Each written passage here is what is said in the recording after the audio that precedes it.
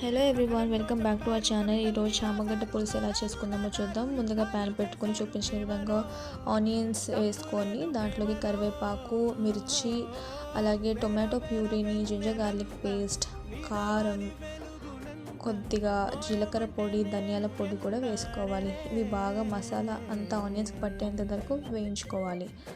దీంట్లోకి కొద్దిగా water add చేసుకొని ముందుగా ఉడకపెట్టుకున్న చామగడ్డలను కూడా వేసుకోవాలి. అలాగే బాయిల్డ్ ఎగ్స్ కూడా యాడ్ చేసుకుంటే చాలా టేస్టీగా ఉంటుంది పులుసు. మీరు తప్పకుండా ట్రై చేయండి బాయిల్డ్ ఎగ్స్తో. ఇవి బాగా ఉడికిన తర్వాత మనము ఈ టామరిన్ పులుసును కూడా పోసుకోవాలి. ఇది పులుసు బాగా 5 to 10 minutes మరిగించుకోవాలి. దాని తర్వాత మరిగిన తర్వాత లాస్ట్కి కొరియాండర్ యాడ్ చేయండి. అండ్ మీరు తప్పకుండా ట్రై చేయండి అండ్ కమెంట్ సెక్షన్లో కమెంట్ చేయండి. And please do like, share, subscribe to our channel.